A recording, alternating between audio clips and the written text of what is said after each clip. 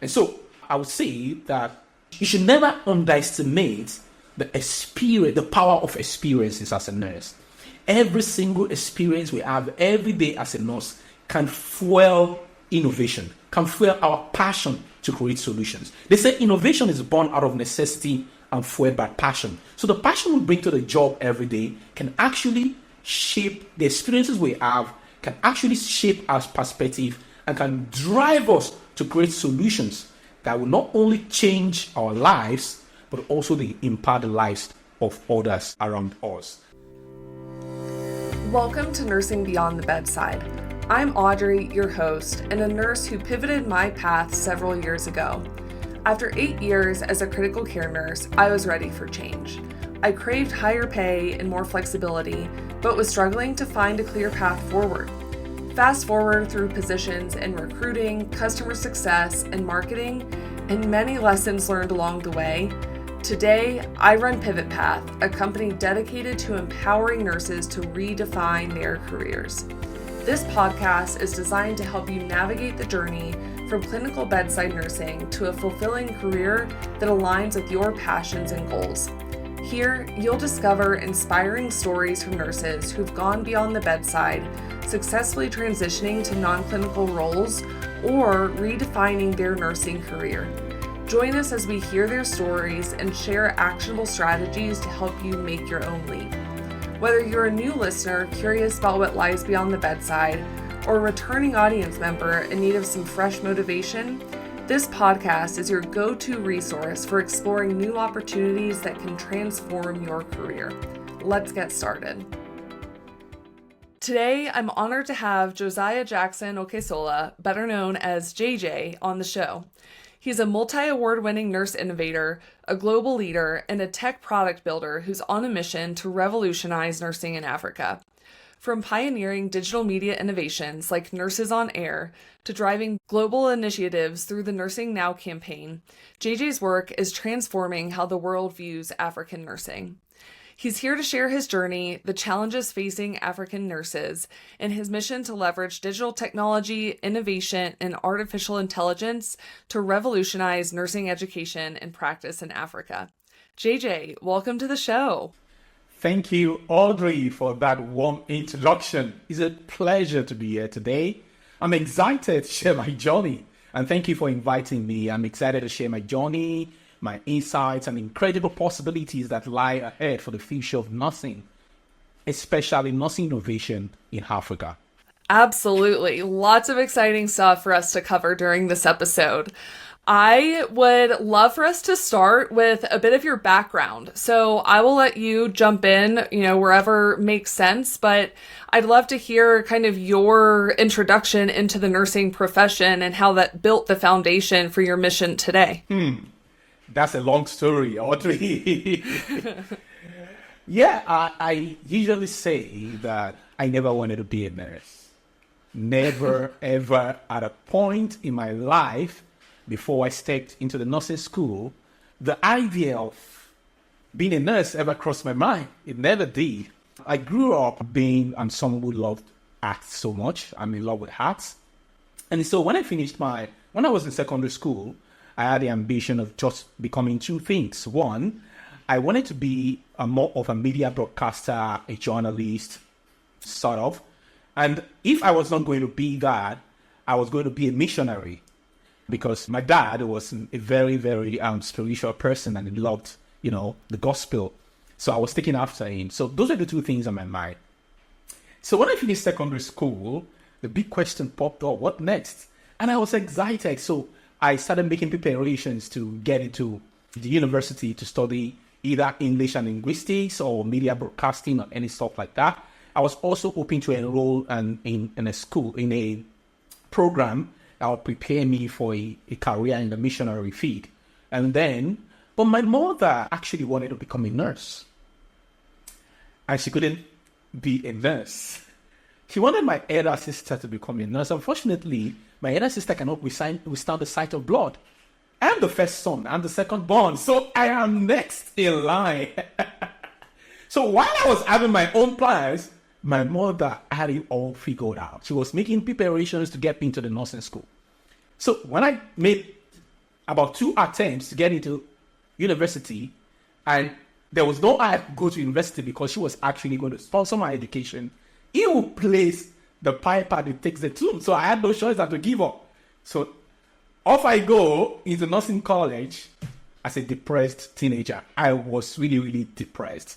Like, what the hell?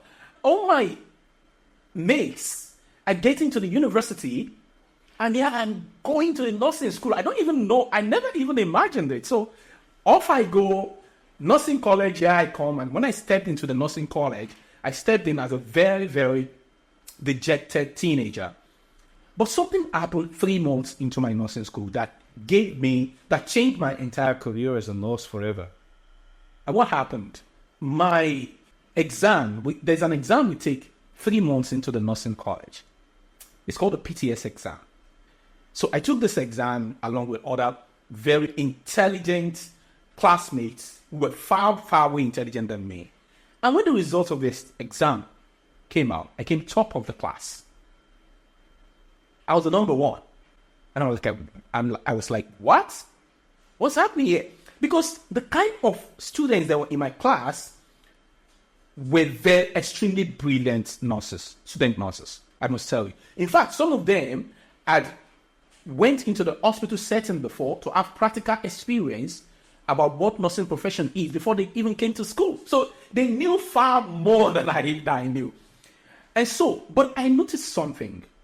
I was trying to do a reflection after what could have contributed me, getting to the top of the class when I had other better students ahead of me. I realized that during my first 3 months in school, I was actually doing some form of, how would I put it? I was doing some form of group discussion. I was doing group discussions. I was helping other students who were really, struggling with getting in preparation for the exam. I was leading revision classes. And I realized the more I did those things, the more I mastered the things we were taught in class. So it was like if you wake me up from sleep and ask me anything about the things we've been taught in the last 3 months, I could tell you without even, thinking about it. I felt that I took that into the exam, and that was what gave me an upper edge. And that gave me a different perspective entirely of my journey into the nursing profession. I began to think differently. What if I was a nursing for a purpose? What if I have something more inside me to give to use a nursing than what I was having in my head, that nursing was not for me? So I had to settle down and start developing that passion, that love for the profession.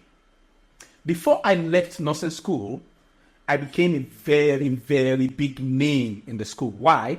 Because I was always reaching out to students, organizing classes, In fact, I became an instant leader. And that was when I knew that I had some leadership skills inborn inside me. I was coordinating students, I was supporting students, I was solving problems. In fact, it got to this point, lecturers in the school would bring students to me and introduce the new students to me and say, can you help the students? I was leading a lot of innovations. And before I left the school, I did a few things that I was actually proud of. And after I was leaving, it occurred to me that I have a mission. I had a mission in nursing. And what was the mission? I saw the mission as I was not someone that was really passionate and enthusiastic about practicing caring for patients. It was not really my thing. I was more of someone who wants to lead and help people outside the four walls of the hospital. I discovered that. Because every time I go to the clinical postings, I found out that I enjoy being in school and coordinating students than being in the hospital nursing patients. And so that gave me the perfect picture of what my career is supposed to be in the next 10 years, in the next 15 years, in the next 20 years in the nursing profession. So that was a background through which I came into nursing. And so you can understand today when I tell people I was not caught out to nurse patients, I was caught out to nurse nurses. So instead of nursing patients, I'm presently nursing nurses. I love that. And you know that saying, mother knows best? It's funny to me that you had this whole different path set out for yourself and your mom was like, actually nursing school. So I think it's really incredible that, that's how your story started and you ended up finding this like passion and like your own leadership and a drive to really care for nurses. I think that that's so important and very much needed in our profession as more people looking out for nurses. And you did kind of still find your way into like media and broadcasting, right? Because you tell us a little bit about the creation of Nurses on Air. Okay, thank you very much. Yeah, I found my way back into my first love. Let me put it that way. I would say that the journey of 1,000 miles, they say, begins with a single step. And every step is an opportunity to innovate and inspire. I've learned this throughout my journey in nursing. And I wish to say to every nurse, every single nurse out there listening to this, remember, no matter where you start, is a vision and perseverance that define your journey. Every challenge is a stepping stone towards creating impactful change. And that encapsulates my story, because when I started my nursing innovation journey, it began with just one single step. The desire, the passion to innovate a new solution to the existing problems in African nursing. It started with my country, Nigeria. So after practicing nursing for about 10 years, I realized that I didn't want to actually retire as a nurse. Funny. Yes, because I saw a pattern. And this was a pattern. And nurses go to school, finishes, get into the private hospital to practice, find their way into the government hospital, start hustling for promotions to move higher on the ranks. And then at some point, boom, they discovered that the years have gone by and it's time to retire. And they retire back into their homes, opening a small shop called patent medicine shop, where you can give, over-the-counter drugs to people in the community. That was not the kind of life I was looking for. So, it occurred to me that if I needed to carve a niche for myself in the nursing profession, I needed to do everything differently. The traditional pattern, what I met on ground was totally unsatisfactory for me. I needed to, carve out something different. I needed to carve out something extraordinary, something outstanding. So the idea of going to nursing, the clinical bedside, or going to nursing in academia or academic pathway where you get to university to teach students, I felt they were too traditional for me. I wanted something out of this world. In fact, I said at some point I became a rebel, because every single thing done in nursing traditionally, I was really against it. I was asking, can't we have a new way to do this? Now, in nursing college, something happened in the demonstration room one day. We were practicing bed making, and everybody was talking about envelope corner. You need to make the envelope corner. And I popped up the question, why should it be envelope corner? Why can't it be any other thing? And everybody just laughed at me and said, if you go do that in your practical exams, you're going to fail, because this is the only acceptable thing at the exams. And that got me thinking that probably we could actually do a lot more in nursing by looking at how can we do things differently. So after 10 years of rolling around and around and trying to find my feet in nursing, I began to go back and began to design a different pathway for my life, for my career. And so in 2011, 2012, I established an NGO for nurses that would go to community, step out of the clinical settings, and want to carry out medical outreach, do health education, prevention. I was able to raise an army of nurses who were willing to do that. But I was not satisfied. So in 2014, after going out in the community to mix with people, I realized that majority of people in my country do not actually understand what nurses do. So anytime we go to the community to do a lot of things, they keep asking us a lot of questions. We don't know you nurses are so compassionate. We don't know you are kind. We don't know you do this, And at the end of the day, I realized that the reason why nursing was not having its proper place at the ends of affairs in the country's healthcare system was because nobody understood who nurses are. Nobody understood the value attached to the nursing profession. Because nurses bury their heads within the four walls of the hospital, doing all the work, and nobody even understands the work they do. Unfortunately, the physicians, the doctors take all the glory. And so I said to myself, what if we could find a way of reaching 1 million people, 100,000 people at a time, instead of going to the community and trying to reach 100 people here, 200 people here, 500 people here. And then it popped up to me that if only we have a medium that we could actually do our health promotion, health prevention, and could reach thousands of people in just one click. And that was when I thought about my dream of becoming a media broadcaster. So in 2014, I just packed up myself and said, you need to go back to broadcasting school. So I went back I took a pause on my nursing profession, went back to broadcasting school to study media broadcasting.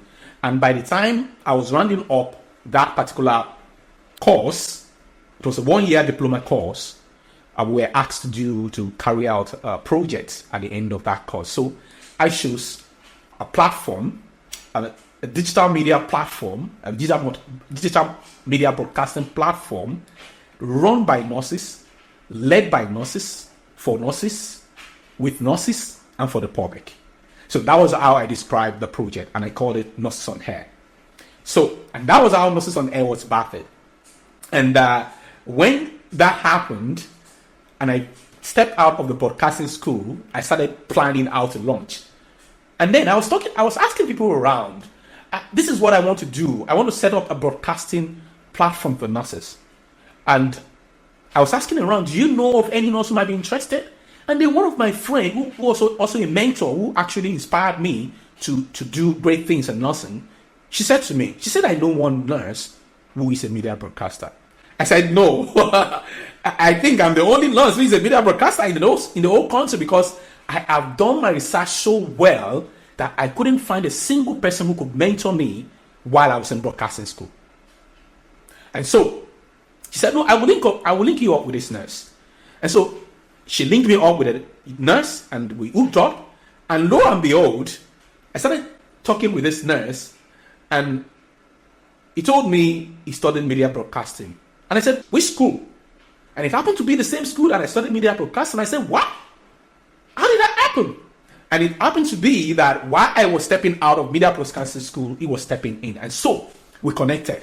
And we became the only two nurses in the whole of my country who decided to do something crazy by leaving nursing and going to broadcasting, when the two professions did not have anything to connect, to relate. And that was how we started Nurses on Air together. And today, I think the story is a long story of how everything went. But I must say this, that yes, my passion for nursing innovation began earlier on, influenced by my experiences while dealing with people in the community. I saw the disparities in healthcare. I witnessed the spark in fire that I had to become a nurse that would change the image of the nursing profession. And so I would say that you should never underestimate the power of experiences as a nurse. Every single experience we have every day as a nurse can fuel innovation, can fuel our passion to create solutions. They say innovation is born out of necessity and fueled by passion. So the passion we bring to the job every day can actually shape the experiences we have, can actually shape our perspective, and can drive us to create solutions that will not only change our lives, but also impact the lives of others around us. So Audrey, that was how my journey with Nurses on Air started. But I must tell you, after that move to establish Nurses on Air, we faced a lot of criticism, we faced a lot of challenges. We had a big mountain to climb. I think I should stop there for now. I will talk about the challenges, but I don't know if I was able to answer your question regarding coming into media broadcasting and starting Nurses on Air. Yes, you did. And I am so energized by everything that you just said, because I can feel your passion for, having the general public and even within the nursing profession, have people realize the value of nurses. And I think that experience that you mentioned of, understanding that the general public really doesn't know everything that a nurse does and the full value that they bring. So I love your push to bring, the passion that nurses bring to their career and bring that to innovation and trying new things. That's what this platform is all about, is sharing just like the impact that nurses can make. But I know that breaking away from that like traditional track can be hard and does come with its own set of challenges. And sounds like Nurses on Air was like kind of that first like big thing for you. And then, you have gone to a global stage at this point. So, I'd love to hear about some of the challenges along the way and how you kind of broke through any barriers that were in front of you. Thank you very much, Audrey, for that. This is the part where I become emotional, Audrey. This is the part where I become emotional because my journey from Nurses on Air to becoming a global nurse innovator was was a bittersweet sweet story. It's filled with a lot of emotional roller coaster moments and that. But let me see how I can do this without being emotional. So, when we started Nurses on Air, it was a defining moment in my career. It was more than just a digital media project. It was a platform that was supposed to amplify the voices of nurses, because as at then, the silence in nursing was deafening. And so I wanted to redefine the narrative of nursing in Nigeria. And so when we started, the idea of using digital media innovation to amplify the voice of nurses and to showcase the power, the intelligence of nurses was burning. That desire was burning. But for the first 2 years, it was really a devastating experience. So when we stepped out into the public and started talking about nurses coming to the media, we had a lot of attack. We had a lot of criticism. We had a lot of discouragement. Why? Because traditionally, nurses have been told in my country that they can't appear in the media. So there's this narrative that the ethics of the nursing profession in Nigeria and probably in some African countries does not allow a nurse to show their face on the media, to involve in anything radio because of confidentiality of patients, to involve in anything TV because of the ethics of the profession, to involve in pageants, things like beauty pageants, beauty competitions, modeling. There was this narrative that we were sold when in nursing school, that as a nurse, you can't afford to do that. It is against the ethics of nursing, because nursing is a noble profession that holds the ethics of the profession in high esteem. So when you go to the media and you start showcasing yourself, it's like you are trivializing the profession. You are trampling on the profession, and there's a possibility that you might not uphold patients' confidentiality. So you might go over there and start talking about the things that happen in the hospital, and that might breach the confidentiality of patients, might rub off on the noble status that the nursing profession had always had, as built by nursing Florence Nightingale. So that was the terrain in which we stepped into. So there was a lot of criticism, there was a lot of blasting especially from the older generation of nurses, who felt the younger generation of nurses were changing the profession from what they used to know. Respectful profession, where the younger generation respect the older generation, where everybody has a place, and you can't speak out, you can't argue with your lecturer, you can't contest what your lecturer is saying or what the older generation of nurses are saying. You can't ask questions, you can't debate.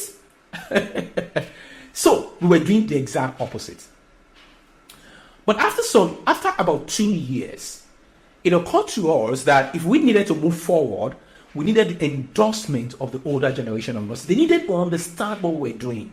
We needed to connect with them. We also needed to get an endorsement from the regulatory bodies who could actually say, yes, what we are doing was fine. So this is what I did.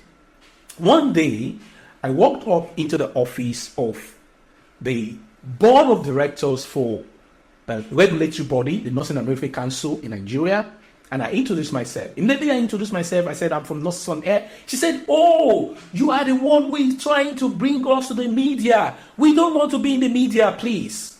Ethics of the profession. Nursing is a noble profession. Don't go and, give us a negative impression in the media. And then she went on, and then allowed her to speak. And after she finished speaking, I asked her a single question. I said, Ma, you taught us about documentation in nursing. You said, if it is not documented, it is not done in nursing. She said, yes, documentation is very important. If you don't document anything you do in nursing, it's as good as if you have not done it. I said, can you please show me the documentation from the Nursing and Midwifery Council that practically says that nurses cannot be in the media and that being in the media is against the ethics of the nursing profession? Then she was like, well, there's no written documentation that prevents nurses from participating in media. I said, there you go, ma. If there's no written documentation, it means that it does not exist, that the rule does not exist. It's just a figment of someone's imagination. And then I started enlightening her and showing her the beauty of allowing nurses to step out of the four walls of the hospital and show their voices, show up with their faces on the media. I enlightened her on how much you can change the image of the profession, the public perception of nurses, the negative media stereotypes that we saw in movies where nurses are portrayed as prostitutes, nurses are portrayed as servants who put their hands behind their back and say, yes, sir, to the doctor. When nurses are portrayed as people who just give injection, the only thing you need nurses for is when you want to give injection. I was able to enlighten her and show her, if only we can step out of our four walls of the hospital, if only we can raise our voices, go to the rooftop and shout, I am a nurse, this is what I do, I am the backbone of the healthcare system, I am the spinal cord, I'm the heart and the brain of the healthcare system. If only we can use the digital media broadcasting platform to do that. Just imagine how we can change the face of nursing. And she said, what do you need for you to succeed on this mission? And I said, we need your endorsements, man. Just endorse this project. Just give us the go ahead. Just say, yes, you can do whatever you want to do to bring the image of the profession to greater heights, and that is okay for us. She said, you have my endorsement. And that was how we were able to break that challenge. It was a big mountain to climb. No support, no mentorship, no money, no funding, no facilities. We're just doing everything we're doing, all because of passion, and then we're having so much criticism. So at that point, it was a heavy sigh of relief for us, knowing that now we have the nursing leadership of the country, we have the regulatory body endorsing what we do, and nobody can sanction us saying we're seizing your license because we are going against the ethics of nursing. So that was how we're able to overcome that big challenge. But there was a bigger challenge. So by this time, we have established a media broadcasting studio where we go live on the air and do what we love knowing how to do best. A bunch of talented, tech-savvy, media-savvy nurses who had no prior training in media broadcasting came up together, and we were doing this back-to-back, going to the studio, getting calls from nurses who were so excited, getting calls from patients who were so, amazed. I was going around the country, appearing in TV station, radio station, talking about the nursing profession. And every time I went into the studio to talk about nursing, on national media, something happened. It became a tradition. When I stepped into the studio and they said, we have a nurse in the house, blah, blah, blah, and you see the calls coming in, people saying a lot of negative things about nurses. Nurses are rude, nurses are not intelligent, they are not smart, they are not polite, they are wicked, they are cruel, based on personal experiences that people see or have when they go to the hospital. Then I noticed that towards the end of the program, I start having a different dimension of the calls. Oh, are you sure that person in the house is a nurse? He said, yes.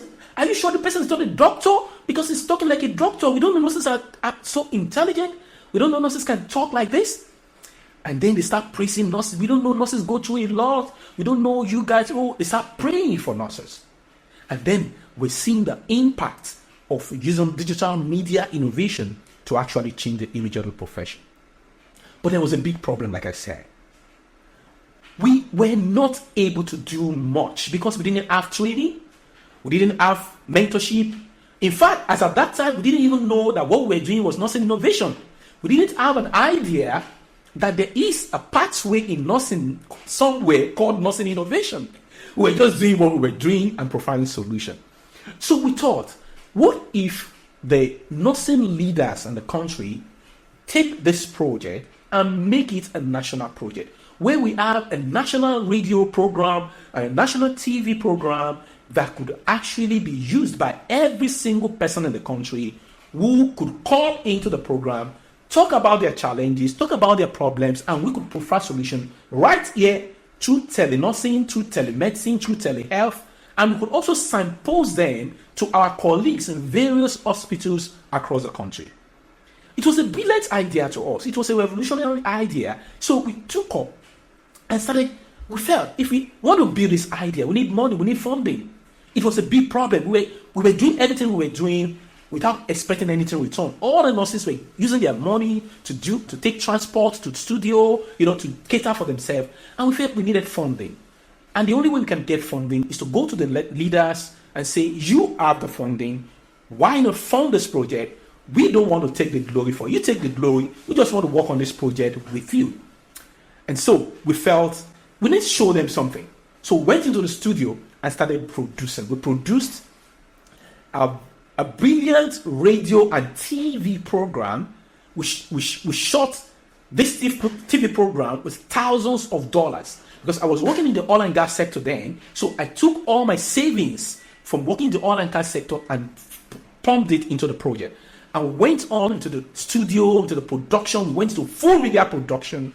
And we produced a fantastic radio and TV show hosted by nurses on national TV.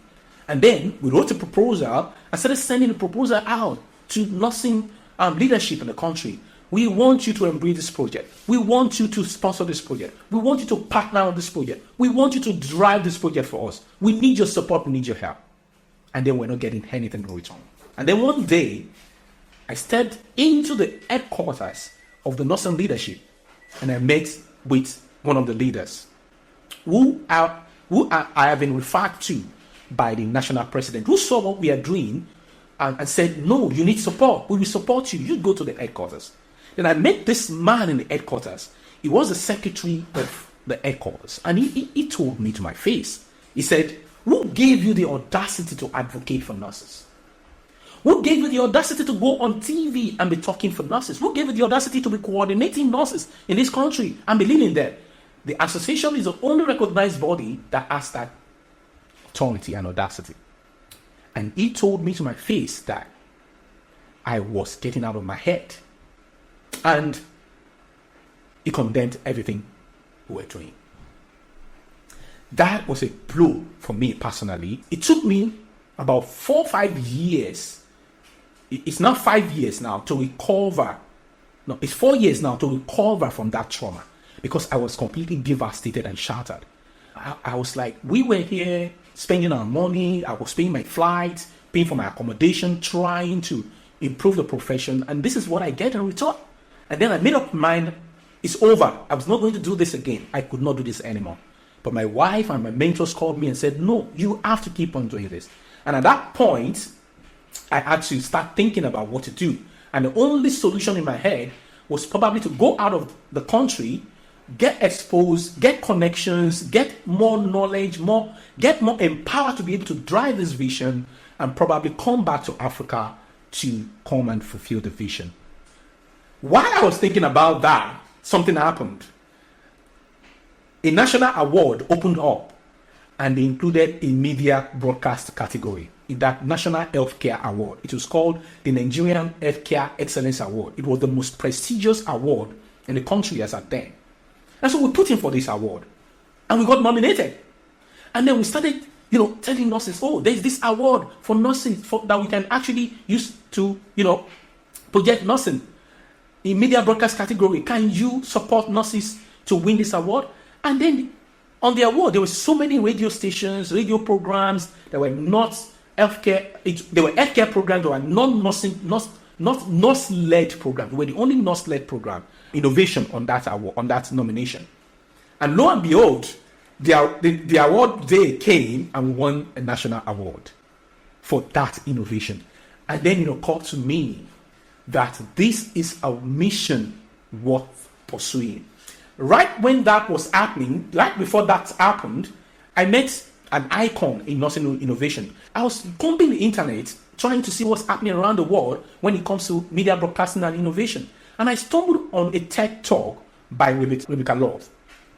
And in that TED talk, Rebecca Love was talking about nursing innovation. And that was the first time in my life I heard the word nursing innovation. I never heard it before that time. And then I said, this is exactly what I've been looking for. This is what I want, where I want to end up in nursing. This is how I want to retire in nursing as a nurse innovator.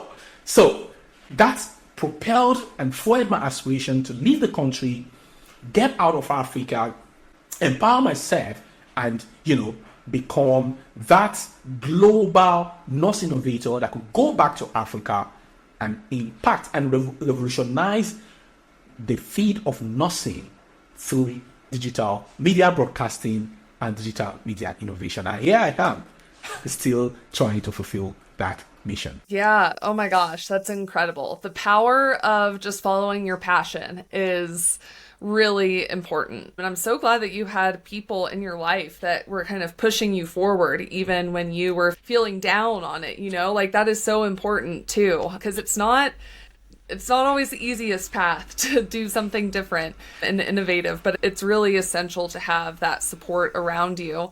And what an incredible story to find yourself on the global stage with your mission.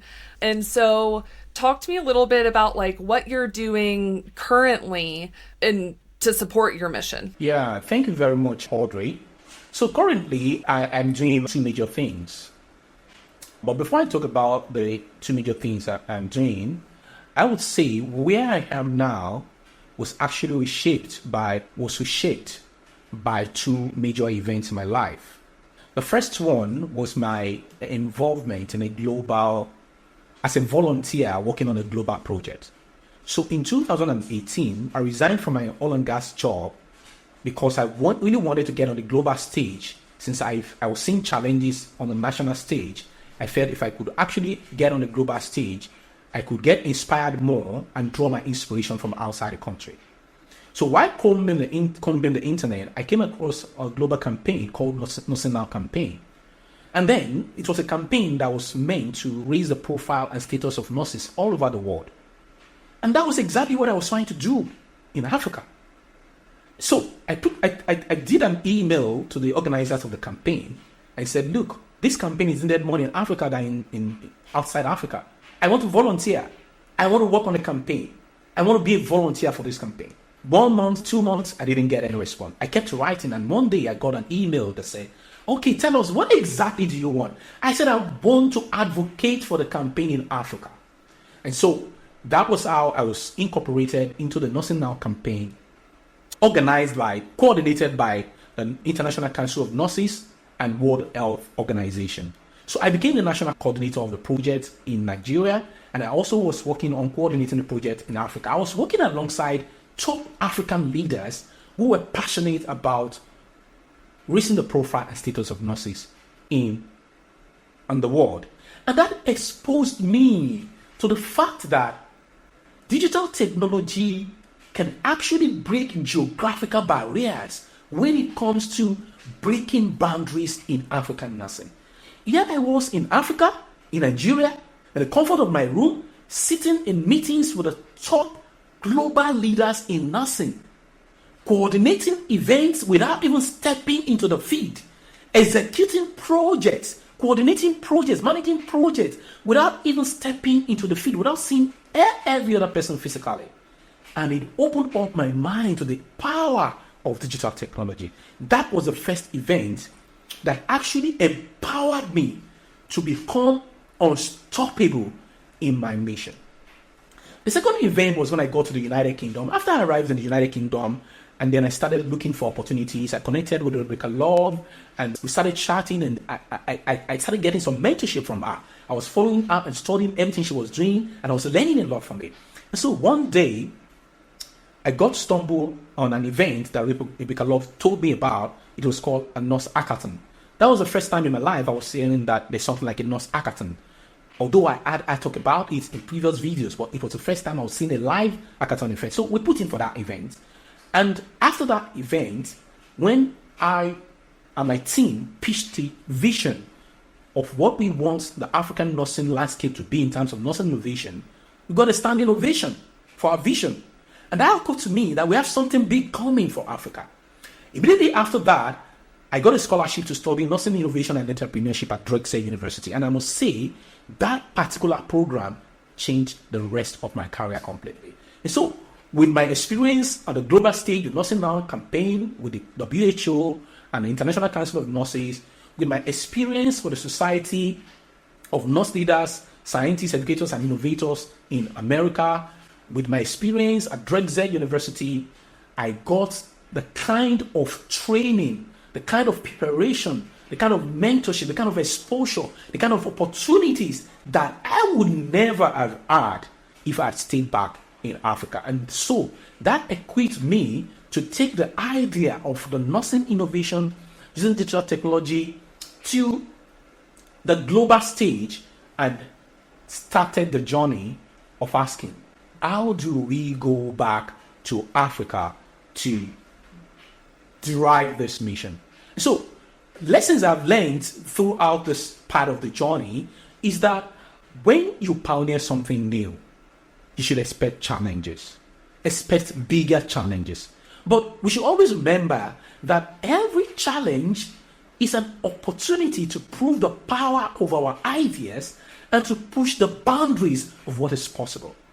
And so my involvement with all these activities, driven by desire to see African nurses gain a global recognition, gain that global recognition they deserve, it was not just the accolades, the honor that was coming in for me. No, it was not about that. It was, for me, it was a victory for every African nurse striving for excellence. I know the challenges that every African nurse in Africa face before they can, get exposed, get access to opportunities. There is inequality in nursing when it comes to looking at African nurses and looking at their colleagues in the advanced world. That inequality needs to be broken down. It needs to be leveled up. And to be able to elevate others, you must first rise to the occasion yourself. And so I was happy that I was able to get that global recognition. I was able to come to the global stage. I was able to be consistent with my passion, my vision, my mission, to be consistent with striving for excellence and relentless advocacy for nursing, showing up to the world and showing the world what we are capable of doing as nurses, empowering other nurses to do that. Yes, that was something for me. But right now, what is bigger for me is duplicating myself in 1,000 and a million fold. It's seeing 1,000 JJs, 10,000 JJs in Africa, leveraging technology and innovation to drive a transformation for the future of African nurses. So presently, I'm working on two major projects. I'm working on a project, there's a tech project, it's an education technology project that leverages technology, education, and AI to inspire people like us who left Africa to return to Africa and invest intellectually in talents. Because I felt if only I had a connection with people who are outside the country who could mentor me, I could have cut short my journey by half or even less. So I'm passionate about using education technology to mentor talents in Africa, skill, upskill, reskill, and cross-skill them so that they can have access to the opportunities that are begging on the global stage. The second project I'm working on is not an education technology project. It's more of an health technology project. It's an health tech project. And it's a project for nurses. I'm building a platform and innovation that could leverage artificial intelligence like machine learning and generative AI to revolutionize nursing education and nursing practice, nursing research, nursing innovation, nursing entrepreneurship in Africa. I'm so passionate about changing the landscape of nursing in Africa through technology and innovation. I am so passionate about breeding the next generation of African nurses and midwives who could actually take over from us when we are retiring and take this dream to the next level. I'm extremely passionate about building a platform that leverages artificial intelligence, which is a feature of healthcare, feature of digital technology, to create a new landscape for nursing and midwifery practice in Africa. And these are the things I'm working on. I'm extremely passionate about this. They are big projects that will take to fulfill. It take another 5 years to fulfill. It's a 5-year journey I'm on. And this year, next month, we're going to be unveiling this project, and I'm sure it's going to shake Africa to its roots. I'm so excited about the nursing leaders that are coming on board on the project. I'm so excited about nurse innovators across outside Africa that are willing to try this project and support the project to help Africa level up with the rest of the world.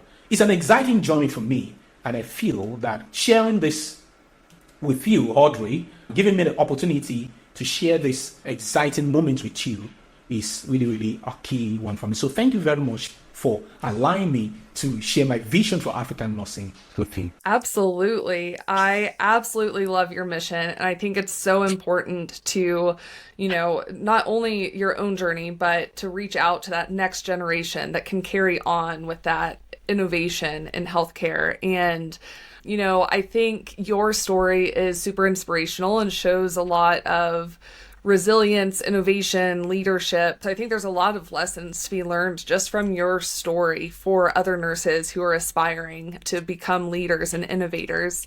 So I am so glad that you are here to share it with us today.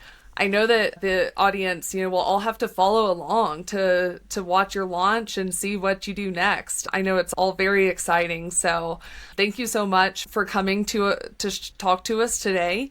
If you were to leave the audience with, any last words or practical advice, if they're looking to, be innovative or kind of push the boundaries or challenge current practices, what would that piece of advice be? Yeah, I would say, Audrey, that sitting here, seeing myself building tech startups designed to address critical gaps in healthcare delivery in Africa, sitting here, seeing myself exploring and achieving breakthroughs in the field of innovation and entrepreneurship is big for me. I feel that what we are doing is key to unlocking sustainable solutions that can solve some of the most pressing health challenges in Africa. So if you ask me, I would say that starting something new is never easy.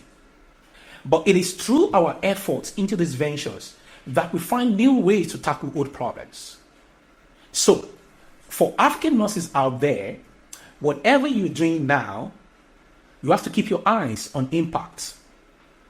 If it's going to make impact, if whatever mission you are embarking on is going to make impact, let that drive your innovation. And you need to persevere.